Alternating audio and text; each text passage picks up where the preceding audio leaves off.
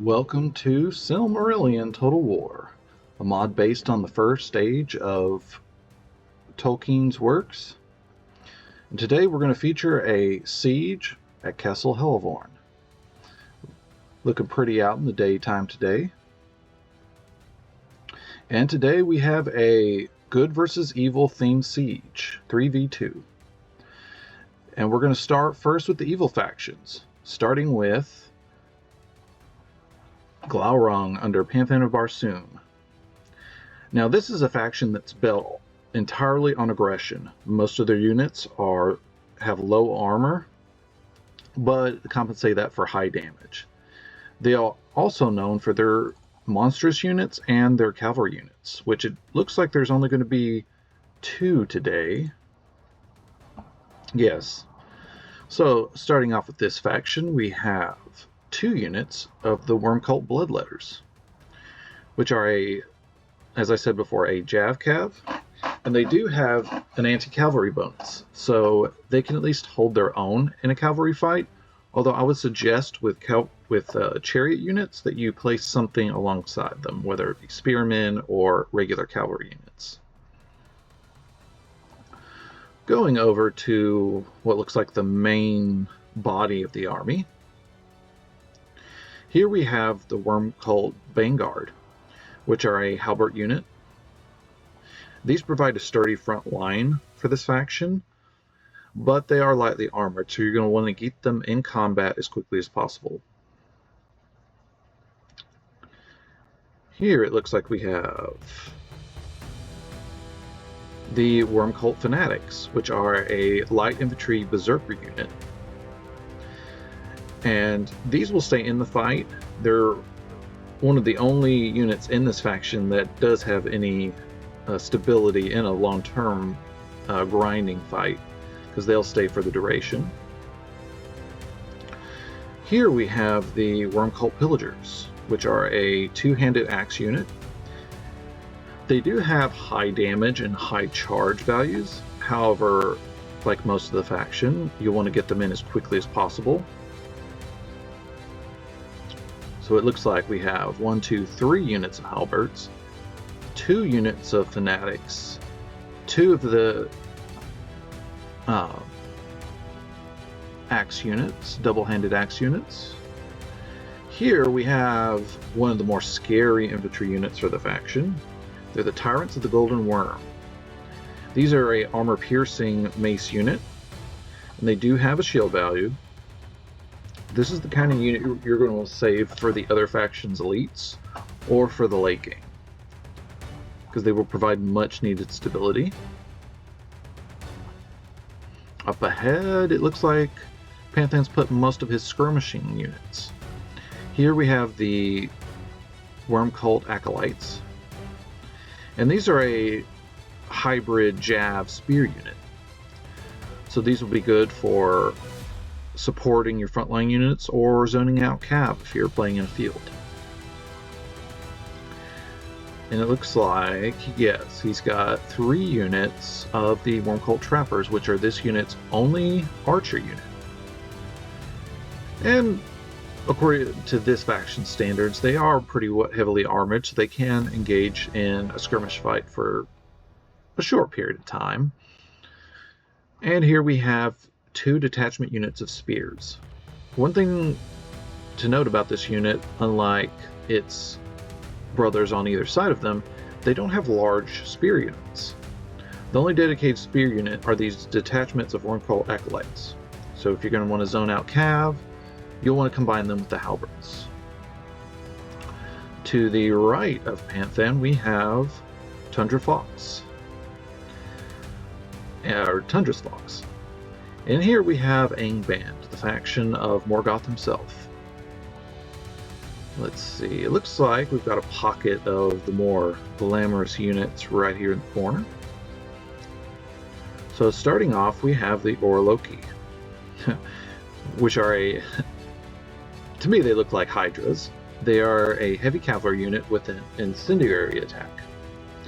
Now, the incendiary attack can arch over friendly and enemy units alike, so you can target specific units. However, they don't have large splash damage. They're more effective against groups of lightly armored infantry, but if you manage to use all of your ammo and then send them in, they do have high stats. It looks like the general's going to be in the Bulldogs today. Now, the Bulldogs are the scariest infantry unit in Angband's roster.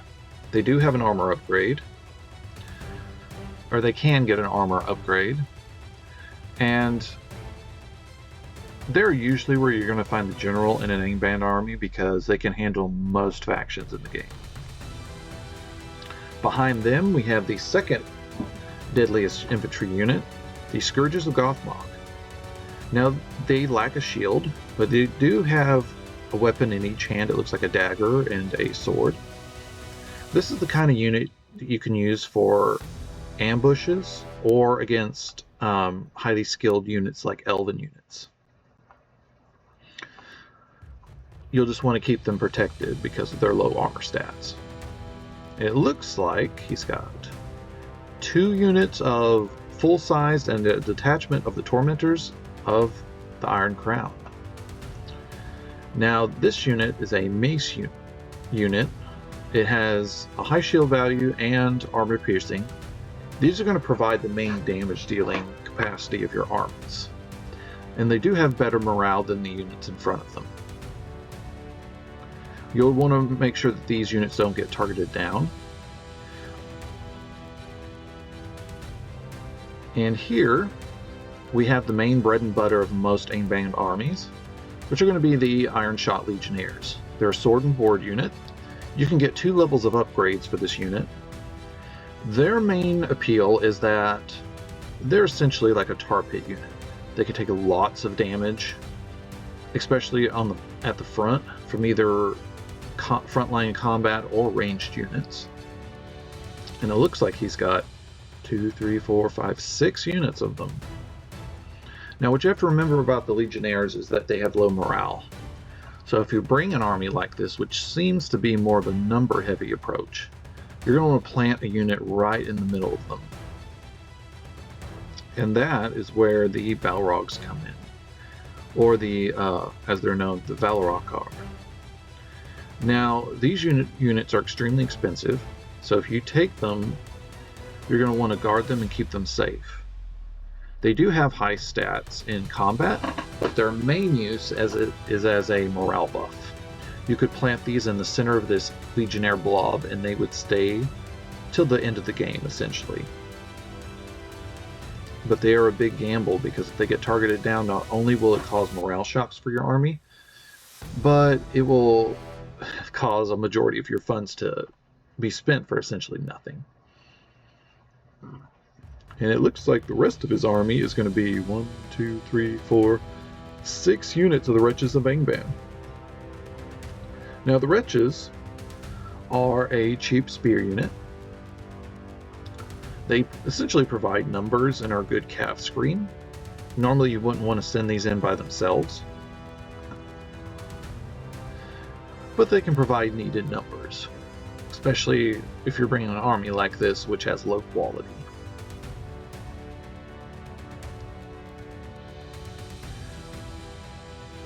Alright, for the final evil army, we'll let this play for a bit. It looks like we have Tolan Garhoth, the faction of Sauron himself. In here we have Geekskara's Chosen, which are a heavily armored spear unit. These can provide morale buffs to nearby units, which it looks like he's going to be using. We have another low quality, high numbers approach army. At the very front we have the Hishpukraz Warband, which are a low quality spear unit, kind of like the spear unit we saw across the way in Angband. Just provides you cheap numbers and a unit that you can use against Cav.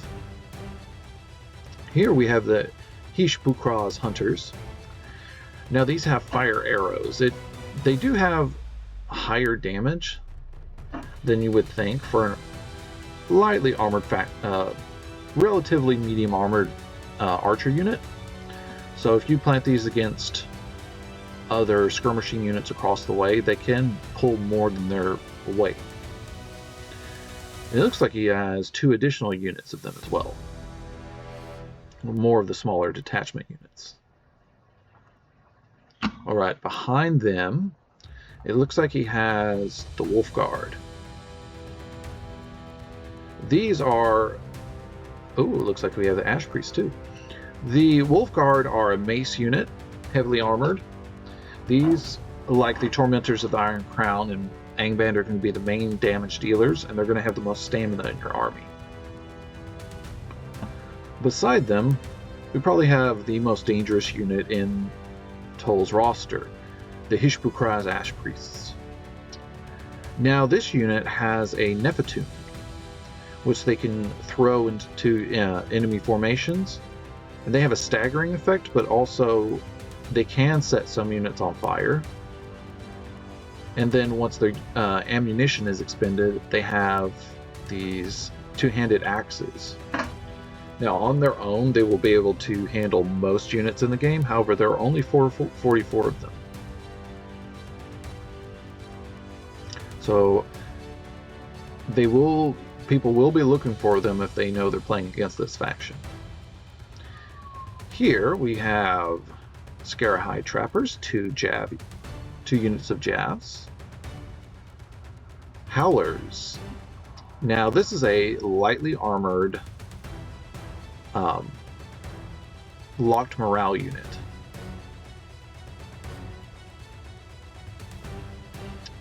Now here we have 2 detachments, and let's see, 1, 2, 3, 4 units of Hishbukraz Howlers. Now these units, if they can not get shot, will stay in the game a long time, but however they don't have a lot of endurance, so they'll need to be backed up by something like the Wolf Guard. Oh, and it looks like mixed in we have, yes, 1 unit of Berserkers, the Scarahide Pit Fighters. Now, Berserkers in Silmarillion are highly damaging units. They can cause a lot of damage. However, one way to counter them is to shoot them either with javelins or archers, because if you manage to pump a high degree of firepower into them, it will stagger them and cause them to go out of berserk mode. So something to keep in mind. Alright, it looks like I will skip ahead and wait till the good guys are ready to start.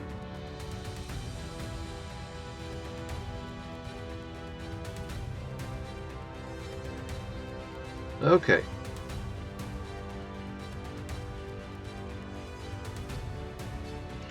Looks like we have Doriath here under Captain Gervais. Now Doriath is a good all-purpose faction. They got a mixture of ranged and heavily armored infantry units. And we'll start off with their elites. Here we have the Doneth and Mablung.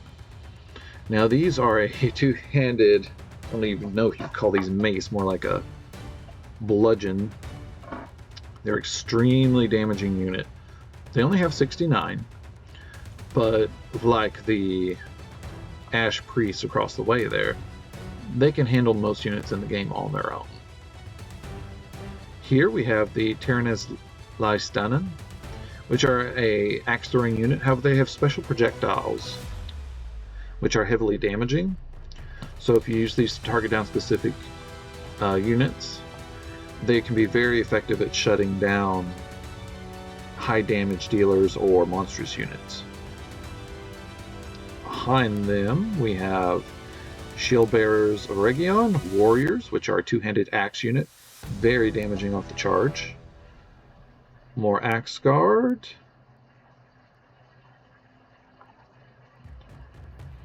And then, let's see, yeah, Axe Guard, which are a axe and shield infantry unit. These are going to be the mainline infantry units for most Doriath armies. They do have a spear, not a spear unit, a sword unit. However, it does not like any were brought today. And here we have the Marksmen of Region. Now these have a special split shot projectile which can stagger units on the approach, which can give Doriath a little bit of control in the battlefield. Let's see here, we have more shield bearers, warriors, axe guard. Oh, here we go. I was wrong, there are a sword host. Now these are the more tanky infantry unit in that they have more endurance than the axe guard. They don't have as much damage, so that's a trade-off. However, they do have more skill, so they'll be able to stay in the fight a little longer. Here we have the axe throwers, the axemen of the girdle, wardens. Now these are a relatively heavily armored, they say lightly armored, but in my opinion they're pretty heavily armored light infantry unit. They are highly skilled in combat, so after their ammo is expended, they'll be able to hold their own against a lot of, especially today, evil units. And then we have rangers. Now they have a poison projectile which can cause morale damage. Here we have more axe guard. Let's see, not axe guard. Yeah, axemen of the girdle, wardens. All right. And finally, we have Gondolin, the hidden city. Looks like we have the shield bearers, the tower. Now these are unique in the mod for being not only heavily armored spearmen, but they do also have a pretty good damage. So they can hold a front line for a long time and gradually wear down a lot of attacking units just on their own. Behind them we have, we've got 1, 2, 3, 4 units of Scouts of the Trees. Now these are a slinger unit. The slingers do have armor piercing ammo, so they can provide an effective skirmishing unit for Gondolin. However, they will need time to use all of their ammunition. They have a lot of it and it cannot be used quickly. So these 4 units will need to use all their ammo in order for this to be worthwhile. Looks like there's a second unit of spearmen. Behind them you have the armors of the Hammer of Wrath. These are a armor piercing Warhammer unit. You can get 2 levels of armor upgrades on these guys. Behind them in this little corner here we have a 2-handed sword unit, the Champions of the Fountain. These are a heavy infantry unit which can, although they do have armor, because of the lack of shield they can get skirmished down rather easily. So you want to protect these guys. Behind them we have one of the few pike units in the game, the Phalanx of the King. Now this is a very elite unit. Not many factions will have an effective answer to this, because not only do they have heavy armor, but they have high mass. So they can literally not only outrange units, they can grind them down in a steady push. Behind them we have a catapult, whose crew has the Axemen of the Gate of Bronze. This is one of the more effective mainline infantry units for the faction. Let's see, we have more champions, a scorpion. Now scorpions are a unique weapon in the mod in that it provides small split shot projectiles that can damage low numbers of units. They can rack up damage over time, but you're going to need a straight line of fire. They have a hard time shooting over units, unlike the catapults, which we have another one right there. We have another unit of armorers, and then we have the trebuchet, which, unlike in Third Age Reforged, in Silmarillion, trebuchets are more for knocking down walls. They aren't really effective against infantry, and usually aren't worth bringing. However, with Gondolin, if you bring the trebuchet, you get a unit of halberds, which, depending on the faction you're fighting, can be very effective. Providing overwatch, we have the Marksmen of the Heavenly Arch. Now these are the more expensive archer unit that Gondolin can bring to the field. They are heavily armored and they are highly skilled in combat. So they will take up a pretty good chunk of your budget, bringing 2 units. However, the trade-off is you're going to have a mainline infantry unit afterwards that can hold the line. Let's see, does he have anything else? I don't think so. Alright, so it looks like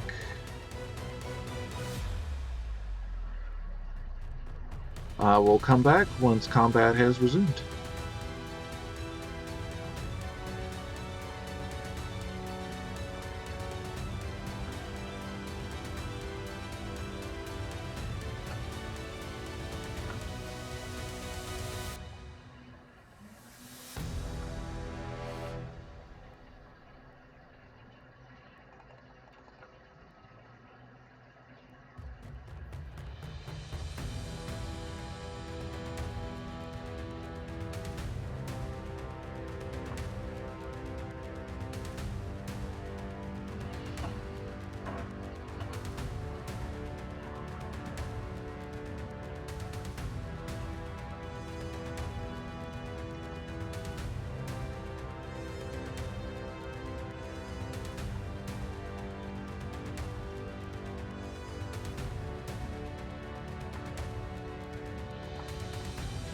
Looks like it didn't have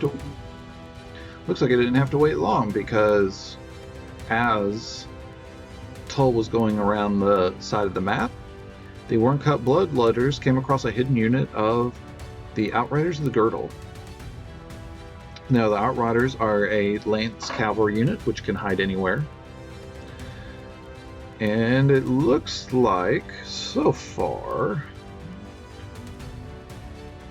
the Bloodletters are winning. Let's see. Yeah, it looks like overall we see more horse bodies than chariots. Knocking it down to 39. Let's see if they can get away. Uh-oh, looks like no. Panthan's going to bring around another missile cav unit. Try to shoot them as they go, but it looks like Rex is going to try to charge them and mitigate some of that range damage. Let's pop over here.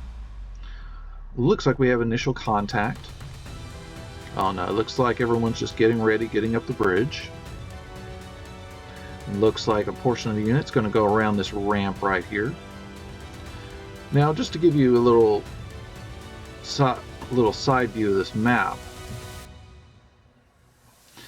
the attackers can come from 3 directions. From here, we have a path going up and around to the side here.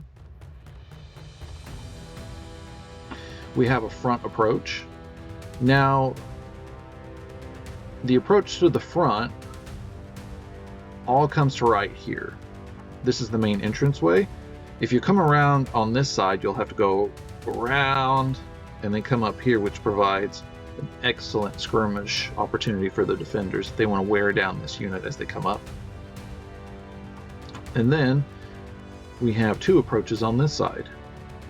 Now technically, if we go to the back of the fortress, you can go all the way around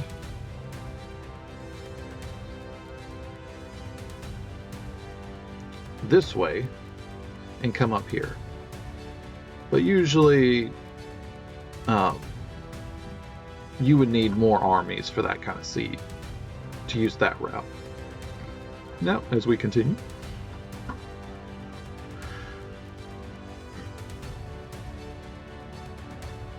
let's go back to the cav fight here, see how the Outriders are doing. It looks like they've been reduced down to 34. This doesn't look like they finished off any chariots on this side. And it looks like he's going to manage to get his Outriders out back into the fortress before they can be destroyed. Which, because they can hide, it'll be hard for the attackers to keep track of them. He may be able to get out and do a sneak attack later on, but we'll see.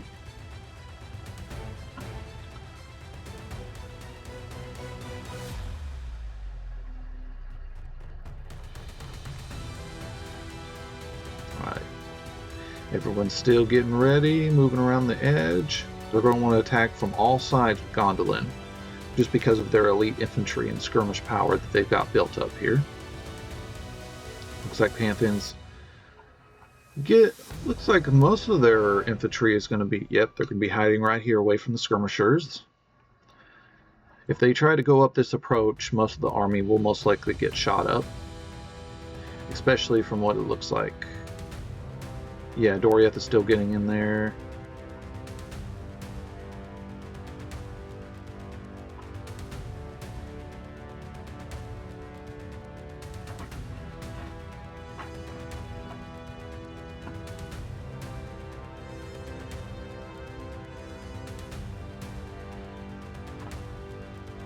Alright, we've got the first combat engagement. Here we have the Ironshot Legionnaires going up against the Shield Bearers.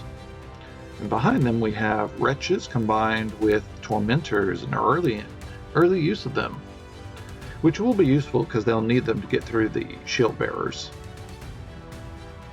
Well, looks like he's not using this scout unit, just that one for the time being.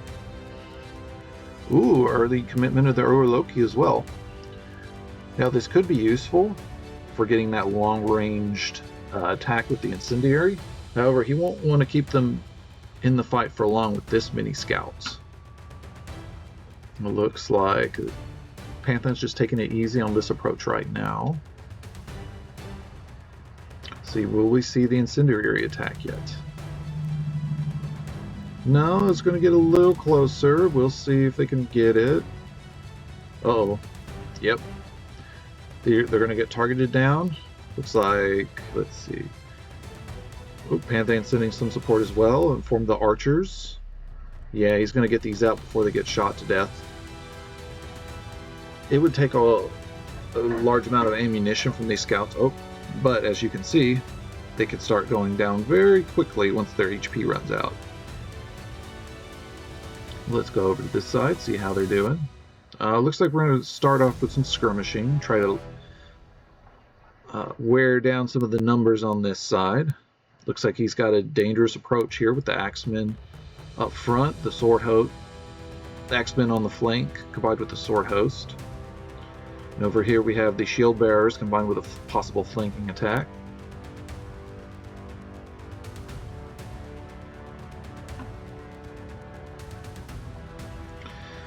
Let's see, go back to the main fight. It's just right here, it's going to be a grind for the time being. We have the Wretches. Looks like Panthan's continuing to shoot the scouts. Oh, it looks like we've got a upcoming attack from the flank on this side. He's going to need to get these Shield Bearers in front of the scouts in order to protect his skirmishers. But it looks like, yes, Panthan's going to take these Jav units to try to shoot them in the back. This could be good for the attackers because the Shield Bearers provide a lot of the staying power for this defensive front line. If they can wear them down quickly, then they can start engaging with the mainline infantry units. Looks like the scouts are going to try to wear down this flanking attack. Will the catapult shoot? Oh, yeah, he's going to wind up for a shot. Let's see if it lands. He's going to try to Tundra's going to try to push through Arperius here. See if he can get close enough to his units to where the catapult can't hit. Will it work? No. Not devastating, but it is hitting the morale of units. Let's see, we have more Jav fire coming into the back of these spears combined with the slings from the scouts, so it's kind of a two-way meat grinder going on there. Let's see here. Toll is still slowly making the approach, flanked by Panthan's chariots, just in case a cav attack emerges.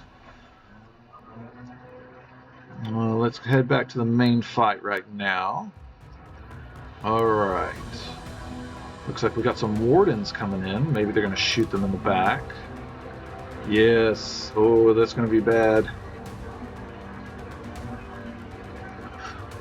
They managed to route that flanking attack before they can break through in the front. That'll be a A lot of men wasted for nothing.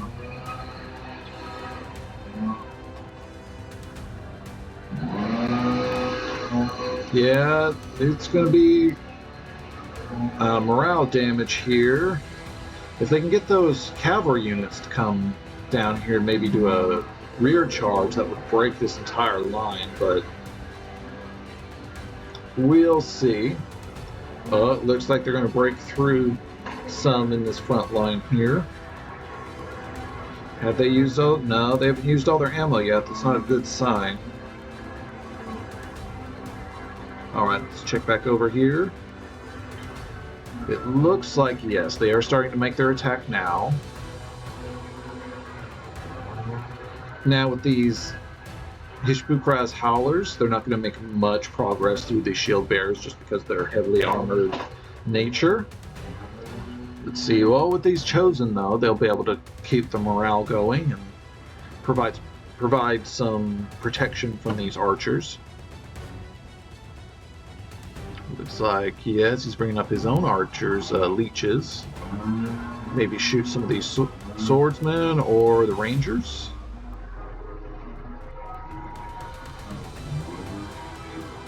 Looks like he's done using the Rangers of the Girl for right now. Hyperion has brought in his champions to help stabilize this flank. It looks like... okay. One of the armorers has been sent up to try to blunt this advance by Panthan through the shield bearers here. Now, these armorers from Hyperion should stop them in their tracks and beat them back. But they continue to throw jabs into, oh no, for the champions. They need to bring them in closer to these spears so maybe we can get some protection or just charge through and annihilate that flank. Oh, we've got a break here. Like I was saying earlier, the Ironshot Legionnaires, not a lot of morale, especially if you charge them through and into the back lines. Looks like, yes, we continue just blobs of cheap infantry units swarming up these hills. But it looks like, oh, we've got a commitment of the Wolf Guard, which in turn will bring a response from Rex. Shoot them in the back with these axemen. However, I don't know if they have quite the good angle to do that. You may have to move them over here perhaps and shoot down. But these Howlers continue to draw the attention of the Rangers of the Girdle and the Wardens. Let's check back over here. Looks like they're continuing to hold for right now. The poor morale of Angband is just letting them down right now. Looks like this unit of scouts from Hyperion is out of ammo, so they need to be committed just to prevent a breakthrough. Ooh. Yeah, that entire wing of the attack has fallen. So they'll be able to concentrate on this land bridge here.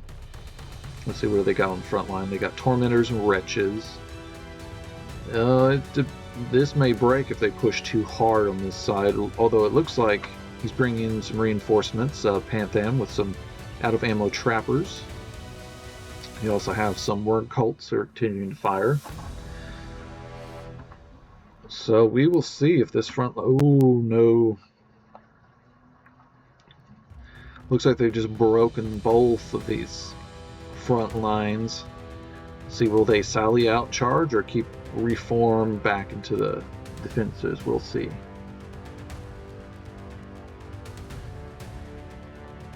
Let's see here. Alright, the attack still continues over here. It looks like Leech is using his Hishbukraz Hunters to good effect to shoot some of these lightly armored Wardens.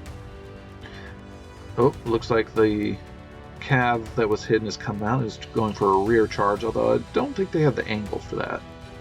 It may not be the most effective use of them right now. Let's see, we have the Wolf Guard combined with the Howlers and Warband. Just a never-ending stream of cheap fodder for the main front line. He's continuing to target these Axemen, which is good. Any attacks on them as they run away will provide extra casualties. Let's see here. Looks like they were thinking of sallying out and attacking this, but they're drawing back. And on this side, this is going to be the main front line. They have sallied forth. It's mainly scouts and armorers, which may not be the best thing. The scouts, even though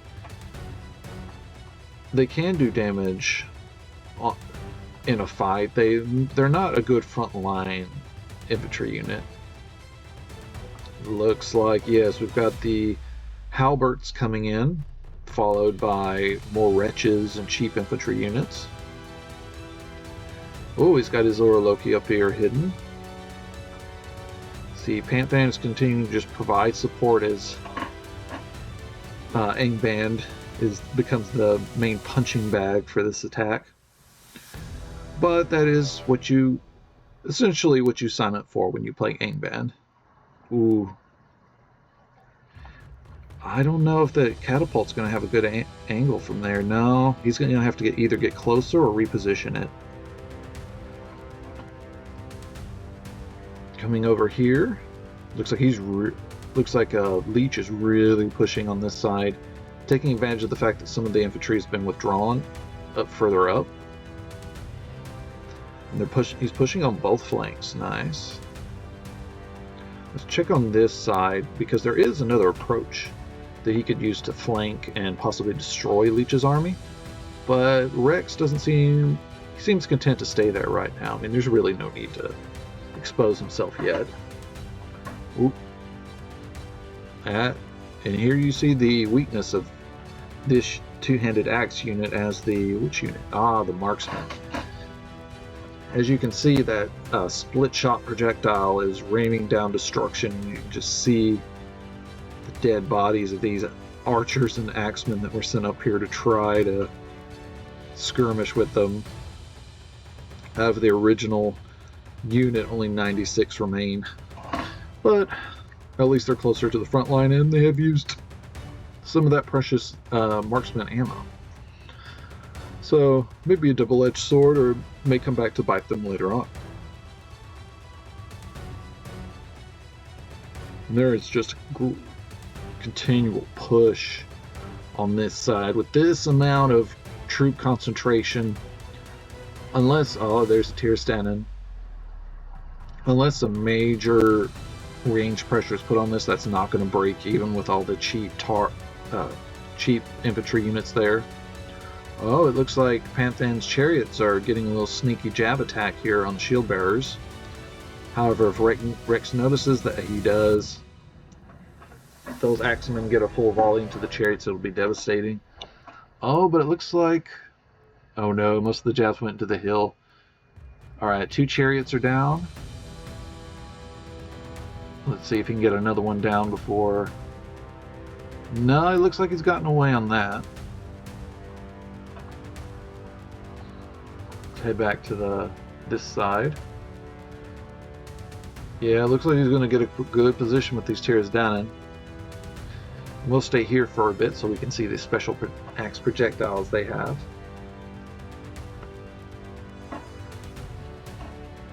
Let's see, is he ready to fire? Not quite. Ooh, looks like the trebuchet's coming up. We'll check on this real quick. Oh, looks like the flanking attack was successful here. Looks like they left their side exposed with the catapult right there. Panthan's chariots are able to disrupt Hyperius' attempts to reposition the catapult, maybe shooting with these units here.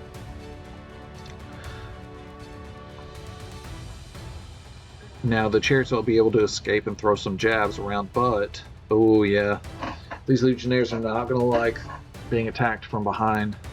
Looks like they'll be able to. They'll have to commit and hold this line to prevent another flank attack. They're going to need these catapults to use up all of their ammunition, since they brought so much artillery. Oh, looks like we just missed a incendiary attack. As you can see, even though 5 or 6 went down, only 1 actually died. Looks like they're pushing through here. They're going to need to reform, it looks like, if they're going to make this defense stick. See on this side, they're continuing to just grind away. Trebuchet's not firing yet. I would try to hit at least this blob here, just to get chain routes if possible. Or you could possibly go for right here. Oh, looks like, yes, Rex did eventually go down and try to do a flank attack.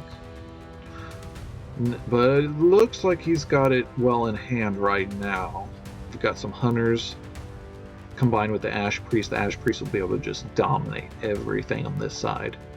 Unless the Axemen can get a good angle, but from there, I don't think that's possible. And then just looks like with additional support from the Hishpacross Hunters, oh, and Scared High Trappers, yeah, that's going to be the death knell for this flanking unit. See, what is he aiming for? Just in the... Yeah, some of the Axe Guard, that's a good target.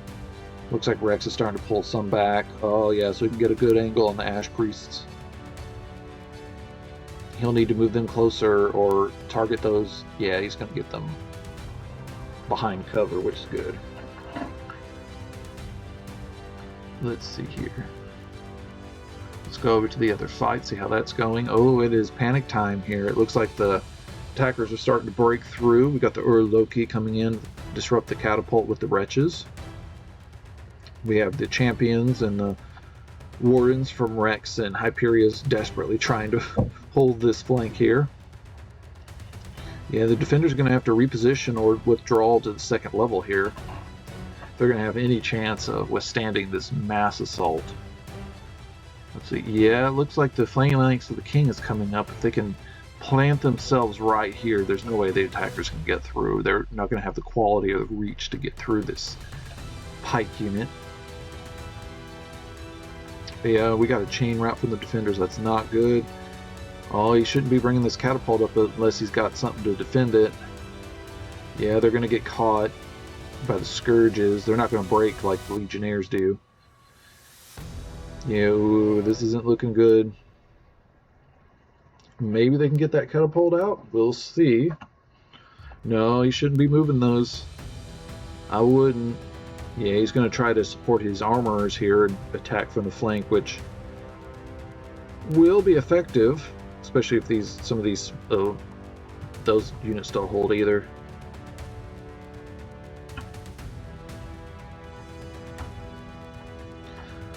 Yep, here we have the Tiras Danan firing in, trying to break this whole flank here. Looks like he's targeting the Wolf Guard, which is a good sign here. They're breaking through, but the amount of reinforcements he has, they may just, at least the attack on this side, may sputter out and collapse. This one is still holding though. Looks like he's still trying to get a good angle on the Trebuchet. I haven't actually seen that fire yet. And it looks like, yes, we've got some reinforcements from Panthan coming around the side to help support this flank and prevent another flanking attack. Let's see. Overall, this has been a success. The Ash Priests have been cut down in half, but there's still 23 Ash Priests at the end of the day. Let's see here. Looks like the Halberts have been taking off the Trebuchet in order to fight on the front line. And they have managed to stabilize it, at least on this side, with the shielded units, although, oh no, they don't have a good angle with the catapult.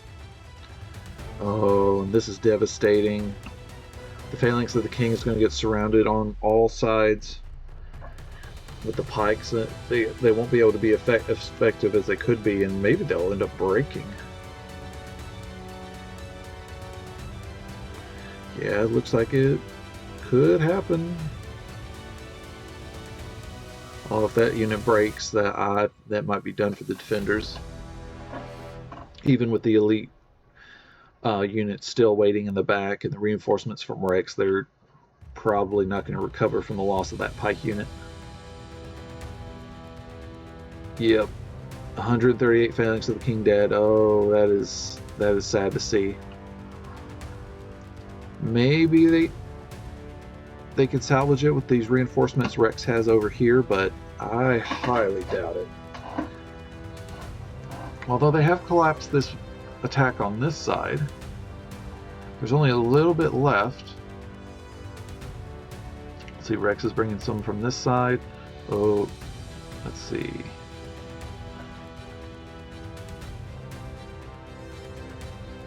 See, Panthan's got some full units coming up the side here. They're not going to be able to hold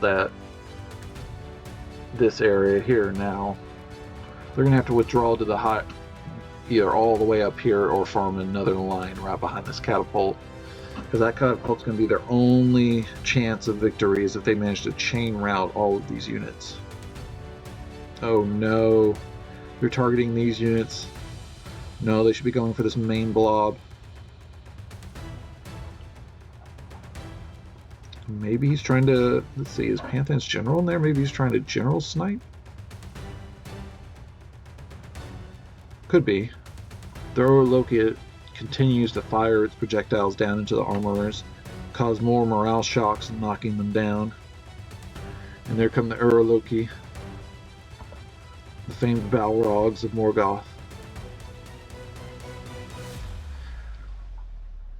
Ooh, that's a good idea. Oh no, they just haven't had luck with the catapult.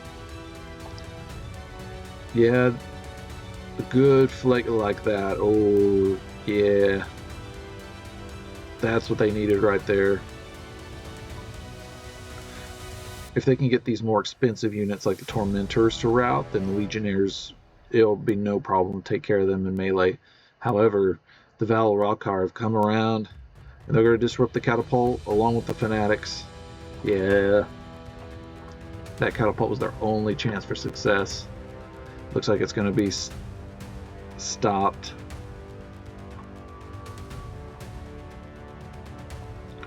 Looks like we got some Pillagers coming in against the Axe Guard. That should be an interesting fight.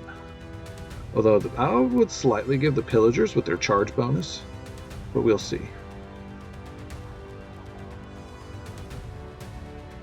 It may be the higher skill of the elves that pulls them through at the end of the day there. Looks like, yeah, they completely destroyed this part of Leech's army, although this part of his army still seems relatively healthy. He won't be able to retreat any of these units, though.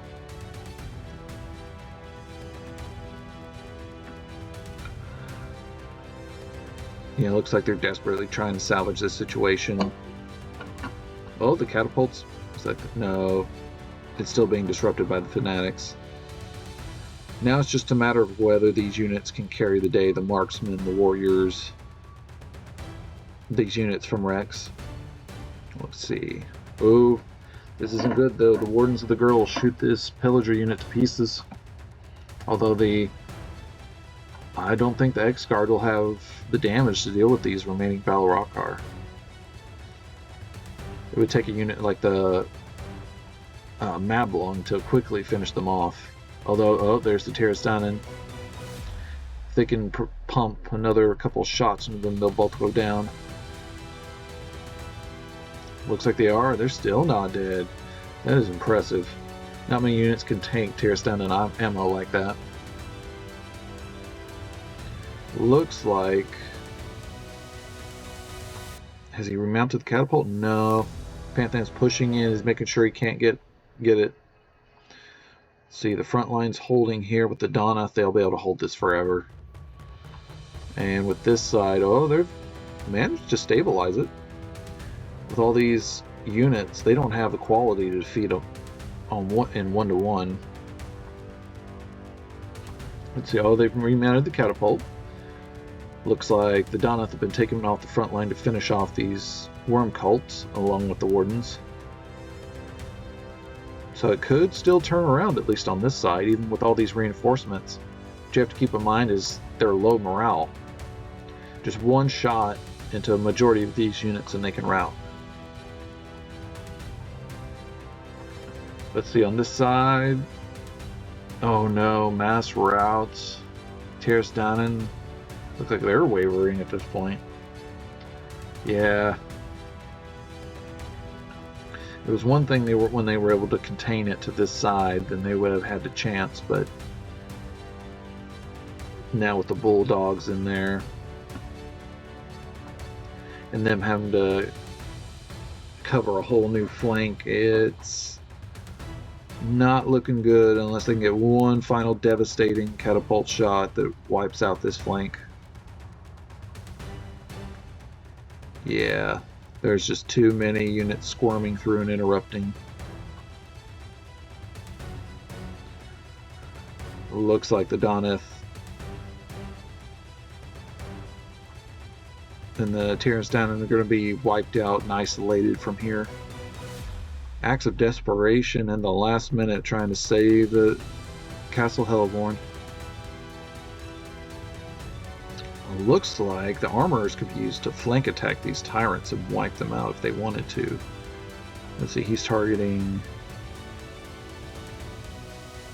Yeah, we've just got a chain of ever routing and coming back units.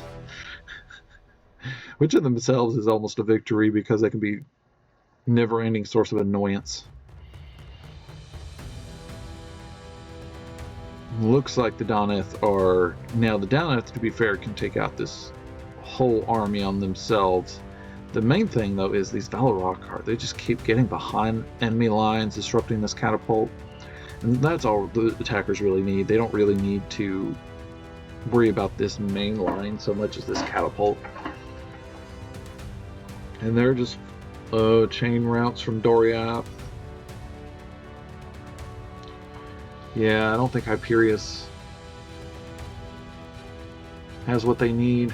Not on his own as Rex and Doriath start routing off the field. Yeah, the defenders are just too dispersed now. They aren't able to cover everything. And they really don't have an answer to these Valorok. Full unit still relatively healthy even after the Tyrants down and axe throwing.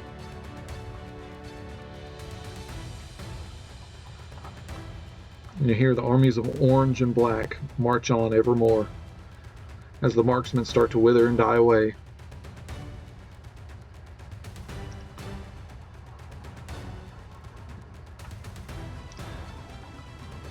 Let's see here.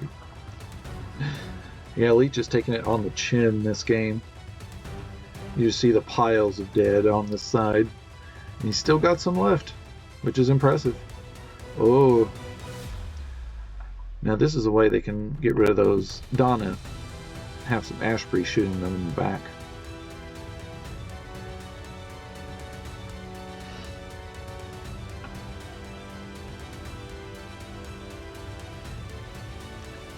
Yeah, there's just too many attacking units. They're wearing down the defenders little bit by little bit. And these monstrous units, they weren't able to target them down in the early game, and now in the late game they're just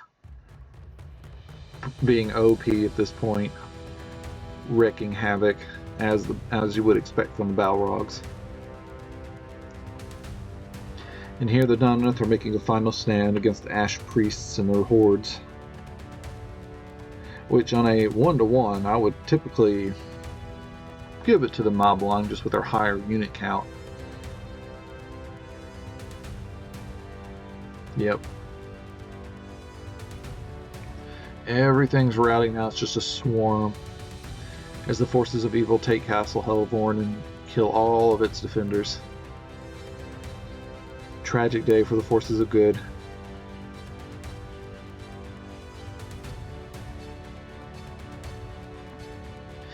And this is an example of an effective use of not only numbers, but different army comps.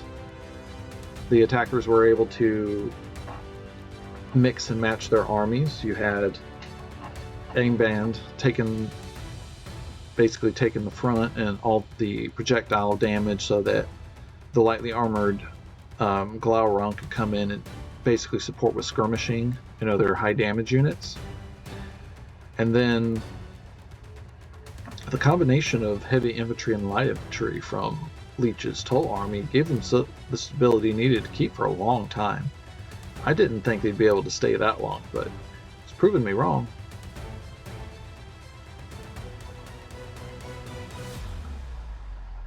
I think with the defenders, they just didn't fall back in time to effective second defense. And also they weren't able to use the large amount of artillery that they brought. Now you can make that work with Gondolin because their artillery crews are also pretty elite infantry. It was just a matter of you needed to justify getting good artillery hits. Looks like Leech's general just died.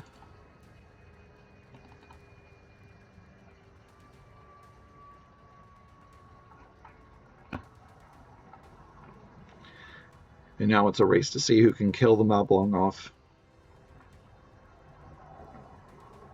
As them and their warrior brothers fight to the last. As they face the dreaded Valorokar.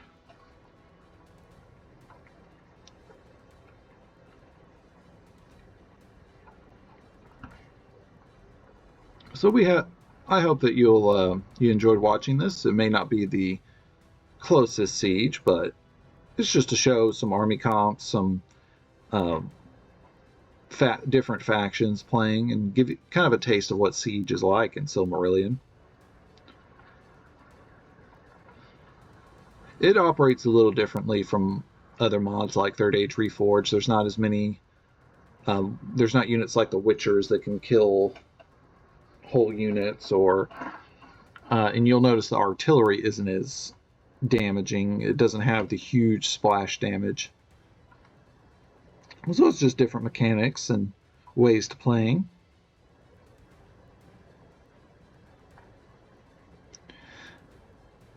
But here we go into the last few frames as we see how long the Donth can hold until they rout.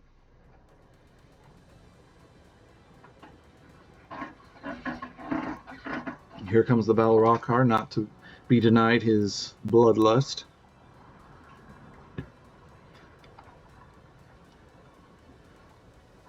But yeah, I hope you enjoyed watching this and that you get interested in Silm and come join us for a few games.